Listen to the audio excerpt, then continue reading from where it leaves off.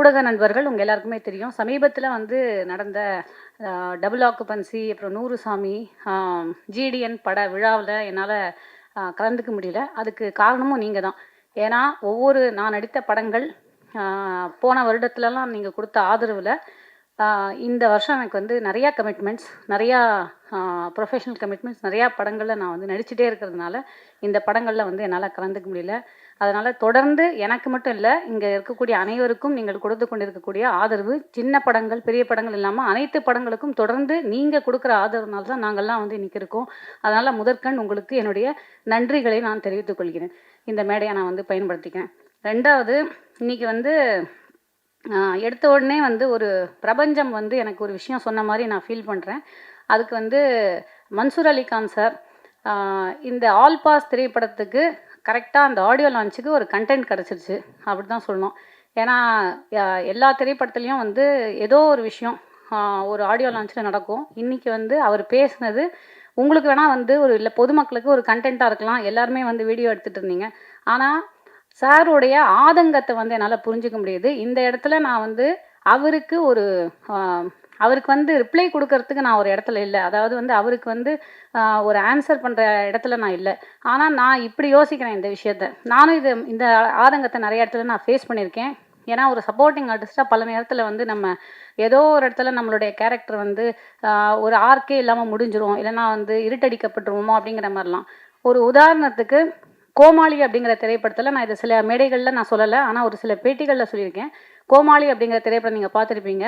அந்த திரைப்படத்துடைய audio launch R ஏதோ ஒரு ப்ரெஸ் ஷோவோ ஏதோ ஒன்று, அதில் வந்து நான் இன்வைட் பண்ணி 1 மணி நேரம் வீட்டில் வந்து ஒரு மேக்கப் ஆர்டிஸ்ட்டை வீட்டுக்கு வர சொல்லி மேக்கப்லாம் போட்டு ஹேர்லாம் பண்ணி சாரீலாம் ட்ரேப்லாம் பண்ணிவிட்டு நான் போகிறேன். அங்கே போனால் வேல்ஸோடைய அந்த ஸ்கூல் ஆர் காலேஜ் அந்த ஸ்டூடெண்ட்ஸுக்கு மத்தியில் ஒரு கடைசி ரோக்கு முன்னாடி ஒரு 2 ரோ முன்னாடி எனக்கு வந்து ஒரு இடம் கொடுத்து என்னை உட்காத்தி வச்சுருந்தாங்க. இது வந்து ஒரு தவறு தான், அவங்க வேணும்னு அதை பண்ணலை, ஆனால் அது வந்து நடந்துருச்சு அந்த மாதிரி. அப்போ நான் என்ன பண்ணிட்டேன்னா, எனக்கு ரொம்ப வருத்தமாக போயிடுச்சு. நம்ம வந்து ஒரு முக்கியமான கதாபாத்திரம் நம்ம பண்ணியிருக்கோம், ஆனால் நம்ம இந்த மாதிரி ஒரு இடத்துல நம்ம வந்து உட்காத்தி வச்சுட்டாங்களே. ஏன்னா மேடைக்கு நான் கூப்பிடவும் இல்லை. நான் என்ன பண்ணிட்டேன், சரின்னு சொல்லிவிட்டு என்னோடய டிரைவருக்கு ஃபோன் பண்ணி வண்டி எடுத்துருப்பா, நான் வந்துடுறேன் வெளியில் அப்படின்னு சொல்லிவிட்டு நான் வெளியில் வந்து அப்படியே வீட்டுக்கு வந்துட்டேன். ஆனால் இன்றைக்கி அதை விட அதுக்கப்புறம் அந்த படம் வந்து ரிலீஸ் ஆகி ஈகா தேட்டரில் நான் ஃபஸ்ட்டு பார்த்துட்ருக்கேன் அந்த படத்தை. என் பக்கத்தில் வந்து 2-3 லேடிஸ் உட்காந்துருந்தாங்க. என்னோடய சீன்லாம் வரும்போது அப்படியே என் கையை பிடிச்சிட்டு அந்த அம்மா வந்து கரன்னு அழறாங்க அப்படியே. அப்போது வந்து நான் யோசித்தேன், பிரபஞ்சம் வந்து நமக்கு ஏதோ ஒரு இடத்துல நம்மளை இருட்டடிப்பு செஞ்சாலும் காலம் கடந்து இன்றைக்கும் வந்து எத்தனையோ பேர் கோமாளி அப்படிங்கிற திரைப்படத்தை சொன்னால் என்ன சொல்லுவாங்க. இன்னைக்கு காலையில் நான் வந்து ஒரு ரேஷன் கார்டுக்காக ஒரு ரேஷன் கடைக்கு போயிருந்தேன், ஒரு சின்ன சேஞ்சுக்காக. அந்த இடத்துல கூட அந்த கோமாளி படத்தை வந்து சொல்கிறாங்க. அப்போ நான் என்ன நினைக்கிறேன்னா, ஒரு ஆர்டிஸ்ட்டுக்கு எங்கே நம்ம இருட்டடிப்பு இந்த இதுக்குள்ளே நடந்தாலும், ஒரு இடத்துல நமக்கு வந்து இருட்டடிப்பு நடந்தாலும் நம்மளுடைய ஒவ்வொரு கதாபாத்திரமும் காலம் கடந்து நிற்கும். அதனால் வந்து அந்த ஆர்கானிக்காக மக்கள் மத்தியில் நமக்கு கிடைக்கக்கூடிய செல்வாக்கு அப்படிங்கிறது யாருமே இருட்டடிப்பு செய்யவே முடியாது. பிரபஞ்சம் அதை வந்து பார்த்துக்கொள்ளும். இதை வந்து நம்ம பாசிட்டிவாக சார் நீங்கள் வந்து வருத்தப்படாதீங்க, உங்களுடைய ஆதங்கம் எனக்கு புரியுது. ஆனால் இதுதான் வந்து உண்மை. காலம் கடந்தும் நீங்கள் வந்து செஞ்ச ஒவ்வொரு கேரக்டரும் உங்களுக்காக நின்று பேசும். மக்கள் மத்தியில் இன்னும் தமிழ் ஜனம் சினிமா எவ்வளோ வருஷம் இருந்தாலும் நம்ம எல்லாரும் ஒவ்வொருத்தரும் வந்து அந்த ஸ்க்ரீனில் நம்ம வந்து தெரியும். அதனால் அது வந்து நம்ம அப்படி எடுத்துக்க வேண்டிய அவசியம் கிடையாது. இன்னொன்று வந்து ஜிடிஎனில் நான் நடிச்சிருக்கேன், ஒரு சின்ன கதாபாத்திரம் பண்ணியிருக்கேன். நூறுசாமி பாருங்கள், நான் அதில் ஒரு சின்ன கதாபாத்திரம் பண்ணியிருக்கேன். நம்ம சொல்கிற இடத்துலலாம் வந்து நான் யோசிப்பேன், எனக்கு பல படங்களில் வந்து நம்ம அங்கங்கே தெரிஞ்சுட்டு போயிடுறோம். ஆனால் இந்த படத்தில் நான் முதல்ல வந்து 2 பேருக்கு நான் நன்றி சொல்லணும் அப்படின்னு நினைக்கிறேன். ஒன்று, இயக்குனர் மைதீன் அவர்களுக்கும் இந்த ஒன் ஸ்டெப் என்டர்டெயின்மெண்ட் தயாரிப்பாளர் மோகனா அவர்களுக்கும். ஏன்னா இவங்க 2 பேர் தான் நான் வந்து ஃபஸ்ட்டு டைம் கதை கேட்குறதுக்காக அவங்க ஆஃபீஸ் போகும்போது என்கிட்ட சொன்னது, படம் வந்து எத்தனை நாள் ஷூட் அப்படிங்கும்போது ஒரு 45 to 50 டேஸ் எடுக்க போகிறோம், உங்களுக்கு வந்து ஒரு 35 நாள் இருக்கும் அப்படின்னாங்க. ஏன்னா 35 நாள்னா இப்போ வந்து நம்ம என்ன அவ்வளோ பெரிய கதாபாத்திரமாக பண்ணுறோம், இவ்வளோ நாள், அதுவும் 9 to 9 கால் ஷீட் அப்படின்னாங்க. நான் அப்போ யோசித்தேன், என்னடா படம் ஃபுல்லாக நம்ம தான் வரோன்னா, அது உண்மையாகவே அது அப்படி தான் இருந்தது.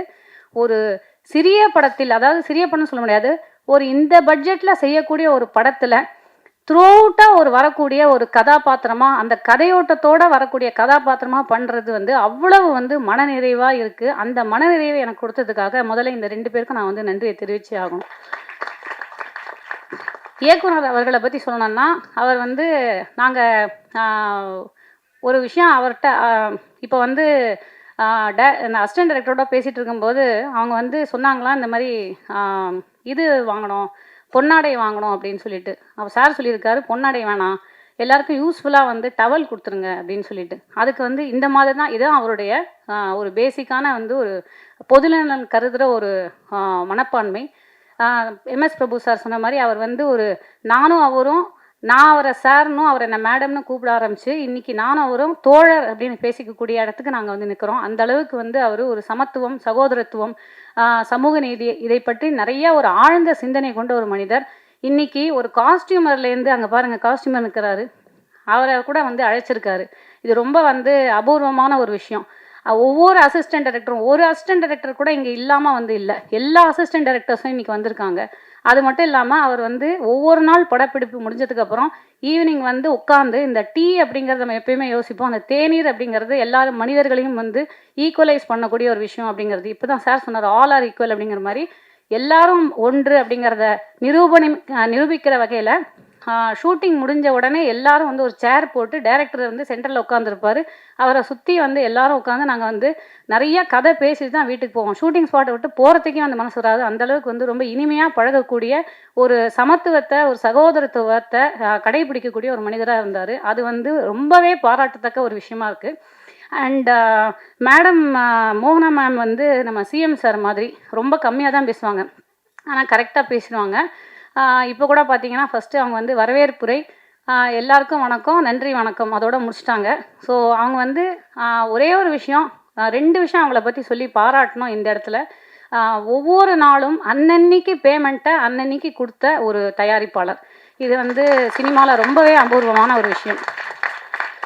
2வது, அவங்க ஒரு பக்கம் வந்து தயாரிப்பாளர், இன்னொரு பக்கம் ஆர்டிஸ்ட்டு. காலையில் வருவாங்க, அவங்க வந்து எல்லாரோடையும் தனியாக ரூமில் போய் கேரவனில் போய் சாப்பிட்றதெல்லாம் இல்லை, எல்லா டெக்னீஷியன்ஸோட வந்து ஃபுட்டு சாப்பிடுவாங்க. சாப்பிட்டு முடிச்சு அவங்க வந்து மேக்கப் போட்ட உடனே தயாரிப்பாளர் அப்படிங்கிற அந்த ஹேட்டை வந்து கழட்டி வச்சுட்டு ஒரு ஆர்டிஸ்ட்டாக மாறிடுவாங்க. எங்கள் கூட அப்படியே நடித்து கடைசியில் வந்து ஈவினிங் அதை முடிக்கும்போது தான் அவங்க திருப்பி தயாரிப்பாளராக மாறுவாங்க. அந்த 2 அவதாரத்தையும் ரொம்ப அழகாக, இது வந்து அவங்க, நான் இந்த இடத்துல ஏன் பெருமைப்படுறேன்னா, ஒரு பெண்ணாக இருந்து அவங்க இதை செஞ்சுருக்காங்க.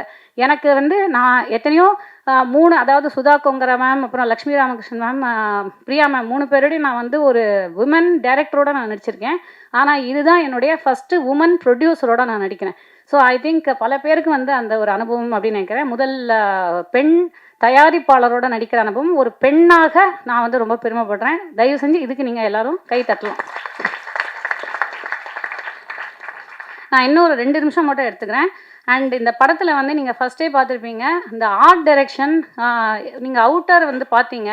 எல்லாரும் வந்து என்ன நினைக்கிறாங்கன்னா, அது சொல்லாமான்னு தெரில, பார்த்தா நாங்கள் வந்து ஃபுல் படம் வந்து நார்த் மெட்ராஸில் ஷூட் பண்ண மாதிரி இருக்கும். ஆனால் இது வந்து ஃபுல் படம். ஓகே ஓகே, இது கட் பண்ணிவிடுங்க, இந்த இடத்த எடிட் பண்ணி தூக்கி எறிஞ்சிருங்க. ஓகே சரி, நீக்கப்படுகிறது. சரி ஓகே, நார்த் மெட்ராஸ் மக்களுக்கு இந்த நேரத்தில் வந்து நான் நன்றியை தெரிவிச்சுக்கணும். ஏன்னா எல்லாரும் நார்த் மெட்ராஸ் இப்படி அப்படின்னு அவங்கள பற்றி நம்ம நிறையா அசியூம் பண்ணி இங்கே பேசிகிட்டு இருக்கோம். நாங்கள் அங்கே வந்து ஷூட் பண்ணோம் பல நாட்கள். எந்த வீட்டுக்குள்ளே வேணால் எந்நேரமும் புகுந்து எங்களுக்கு ஒரு சேர் வேணும், ஸ்டூல் வேணும், அங்கே அடிக்கிறதுக்கு ஆணி வேணும், எது கேட்டாலும் கொடுப்பாங்க. அவ்வளவு ஒரு அழகான மக்கள், அழகான ஒரு வாழ்வியல். அங்கே வந்து அந்த நாட்கள் வந்து எங்களுக்கு ஷூட்டிங் போன மாதிரியே தெரில. யாரோட வேணால் எங்கே வேணால் உட்காந்து சாப்பிட்லாம். அது மட்டும் இல்லாமல் மத்தியானம் வந்து எந்த வீட்லையாவது வந்து கேட்பாங்க, உங்களுக்கு வந்து மீன் இருக்குது, மீன் குழம்பு செஞ்சு கொண்டு வரலாமா அப்படிங்கிற மாதிரிலாம் கேட்டாங்க. அந்தளவுக்கு வந்து அந்த மக்கள் அவ்வளோ வந்து எங்களுக்கு ஹெல்ப் பண்ணாங்க. அந்த ஷூட்டிங் நடந்த அந்த காலகட்டத்தில் அவங்களுக்கு வந்து இந்த மேடையில் நான் வந்து நன்றி சொல்லணும் அப்படின்னு நான் நினைக்கிறேன். அண்ட் அஃப்கோர்ஸ் ஆர்ட் டைரக்டரை தான் நான் சொல்ல வந்தேன். அந்த அவை குறிப்பிலேருந்து நீக்கக்கூடிய விஷயங்கள் என்னென்னா, ஆர்ட் வந்து ரொம்ப பிரமாதமாக இருக்கும். அந்த படம் பார்க்கும்போது உங்களுக்கு தெரியும், என்னால் அதை என்னன்னு சொல்கிறதுன்னு தெரியல. ஓகே, லிரிக்ஸ் அஃப்கோர்ஸ் என்னோட ஃபேவரட் சாங் அந்த சம்பவக்காரி, அது வந்து ஃபேவரட் சாங். பட் இந்த படத்தில் வந்து அந்த ஆல் பாஸ் சாங்கை தவிர அந்த பாட்டுடைய அந்த லிரிக்ஸ் வந்து என்னமோ அந்த என்னென்னமோ சொன்னீங்க, காசு தானே எல்லாம், அதுக்கு எல்லாரும் போடுவாங்க சலாம் அப்படிங்கிற அந்த லிரிக்ஸை வந்து இது வந்து காலத்துக்கும் இந்த லிரிக்ஸ் வந்து நிற்கும் அப்படின்னு நினைக்கிறேன். இது வந்து it's true of life. So இந்த லிரிக்ஸ் மட்டும் இல்லாமல் பல யதார்த்தமான பாடல்களை வந்து எழுதின மோகன்ராஜன் சார் அண்ட் விழாவின் நாயகன் அஃப்கோர்ஸ் ஜேம்ஸ் வசந்தன் அவர்கள். எல்லாரும் சொல்லிட்டாங்க அவரை பற்றி. அதாவது சுப்பிரமணியபுரத்துலேருந்து இன்னைக்கு வரைக்கும் அவரோட ஜேர்னி வந்து ஹஸ் பீன் வெரி இன்ஸ்பைரிங். அதில் முக்கியமாக வந்து சமீபத்தில் அவர் இளைஞர்களோட அவர் தன்னுடைய ரொம்ப ஒரு கொள்கை ரீதியான கொள்கை பிடிப்போட அவர் வந்து ஷேர் பண்ணிக்கிட்ட அவருடைய அரசியல் ரீதியான அரசியல் அப்படின்னு மட்டும் சொல்லாமல் அது வாக்கரசியல் அதுக்குள்ளேயே நான் போகலை. ஆனால் ஒரு அரசியல் ரீதியான ஒரு பார்வை அது வந்து அவருடைய வேறு ஒரு பரிமாணத்தை இந்த உலகத்துக்கு வந்து காமிச்சுது அப்படின்னு நினைக்கிறேன். அது வந்து எனக்கு ரொம்ப ரொம்ப இன்ஸ்பைரிங்கான ஒரு விஷயமா இருந்தது. ஏன்னா எந்த ஒரு இடத்துலையும் அவர் வந்து ஒரு பிசகாமல் அந்த விஷயங்களை வந்து இளைஞர்களோட அதுவும் இளைஞர்களாக வந்து அவங்க மதித்து அவர்களை எந்த ஒரு இடத்துலையும் வந்து அந்த இளைஞர்களை ஒரு டாக் டவுன் டூ அப்படிங்கிற மாதிரி செய்யாமல் ரொம்ப அழகாக அவங்கள வந்து கையாண்ட விதம் நீங்கள் எல்லாருமே பார்த்துருப்பீங்க. அது வந்து அவருக்கு ரொம்ப பெரிய ஒரு என்னுடைய பார்வையில் அவர் எங்கேயோ வந்து எலிவேட் பண்ணிடுச்சு. So thank you so much for that sir. And தொடர்ந்து வந்து இந்த படத்தில் வந்து இந்த ஆல் பாஸ் அப்படிங்கிற சாங்கெல்லாம் வந்து ரொம்ப கேட்சியான ஒரு டியூன். அதில் நடுவில் வரக்கூடிய அந்த மெலடி சார் சொன்ன மாதிரி எங்களுக்கு வந்து ரொம்ப அழகாக அமைஞ்சிருக்கு. ரொம்ப ரொம்ப நன்றிகள்.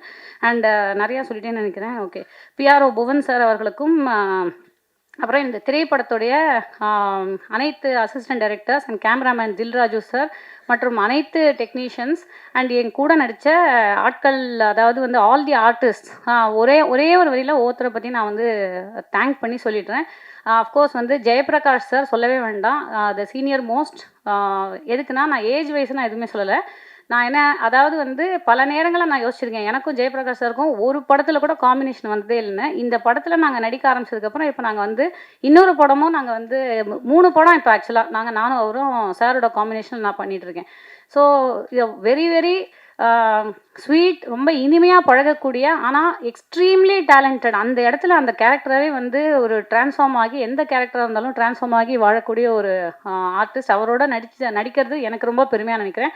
அதே மாதிரி அவருடைய மகன் துஷ்யந்த், தந்தை காட்டும் உதவி இவன் தந்தை என்னோட்டான் கொல்லுன்னு சொல் அப்படிங்கிறதுக்கு அந்த வாக்கியத்துக்கு ஒரு பாந்தமாக அவரை போலவே இனிமையாக பழகக்கூடிய, ஆனால் எனக்கு தெரிஞ்சு வந்து அவர் வந்து ஒரு இன்னைக்கு இருக்கிற அப்கமிங் ஆர்டிஸ்ட் அப்படின்னு அவர் சொல்ல முடியாது.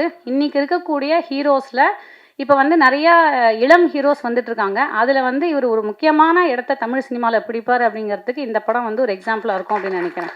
ஏன்னா அதில் வந்து இந்த படத்தில் அப்படி ஒரு உழைப்பை வந்து அவர் போட்டிருக்காரு. இந்த படத்தை முடித்ததுக்கப்புறம் நான் அவரை வந்து சமீபத்தில் ஒரு ஷூட்டிங்கில் மீட் பண்ணேன். அப்படி வந்து டிரான்ஸ்ஃபார்ம் ஆயிருக்காரு, ஃபிசிக்கல் டிரான்ஸ்ஃபர்மேஷன். ஸோ அவரோட டெடிக்கேஷன் கண்டிப்பாக வந்து அதுக்கு there be a good result for that. And of course Janani அவங்களும் வந்து நம்ம எல்லாரும் தமிழ் பேசும் கதாநாயகி வந்து இல்லைன்னு நம்ம சொல்லுவோம். இன்றைக்கி வந்து தமிழ் பேசும் கதாநாயகி மட்டுமே இல்லைங்க, உங்களுக்கு இலங்கை தமிழ் பேசும் கதாநாயகி, இலங்கையிலிருந்து வந்திருக்கக்கூடிய நம்மளுடைய ஜனனி அவர்கள். அவங்களுக்கு வந்து என்னுடைய வாழ்த்துக்கள். ரொம்ப அழகான வந்து ஒரு நடிப்பை வந்து காமிச்சிருக்காங்க. அண்ட் வருங்கால அமைச்சராக ஆகக்கூடிய ஒரு இடத்தில் இருக்கும் நம்முடைய சுப்பிரமணிய சிவா அவர்கள். இன்றைக்கி அவர் வரல, கூடிய சீக்கிரம் அவரோட வந்து நடித்த ஒரு அனுபவம் எனக்கு வந்து ரொம்ப நடிப்புங்கிறத மீறியும் அவரோட கிடைத்த நட்பு வந்து எனக்கு ரொம்ப பெருமையாக இருக்குது. அண்ட் அஃப்கோர்ஸ் இந்த பாய் நெக்ஸ்ட் டோர் அப்படின்னு சொல்லக்கூடிய இடத்துல இல்லாமல் அந்த பர்சன் நெக்ஸ்ட் டோர், உண்மையாகவே அடுத்த வீட்டில் வந்து இப்படி ஒருத்தர் இருப்பார் அப்படிங்கிறதுக்கு பிரசன்னா அவர்கள், நக்கலைட்ஸ் பிரசன்னா, குடும்பஸ்தன் படம் மூலமாக வந்து ரைட்டராக அறிமுகமாகி பல படங்கள் நடிச்சிட்டு இருக்காரு. அவரும் வந்து ஒரு கேரக்டரை பண்ணியிருக்காரு, அவருக்கும் வாழ்த்துக்கள். சத்யா சார், அப்புறம் வந்து இவங்க மைதிலி அவங்க, அப்புறம் என்னுடைய மோஸ்ட் ஃபேவரட் செந்தில்குமாரி அவர்கள். அவங்கள பற்றி நான் சொல்லியே ஆகணும். அதாவது 2010களின் அந்த டிகேடோடைய சுவாசிகா அப்படின்னு நான் அவங்கள சொல்லுவேன். ஏன்னா வந்து ரொம்ப டேலண்டட் பர்சன். இந்த மேடையில் வந்து என்னுடைய ஃப்ரெண்ட்ஷிப்பை நட்பை வந்து பகிர்ந்துக்கிறதுல நான் ரொம்ப பெருமைப்படுறேன்.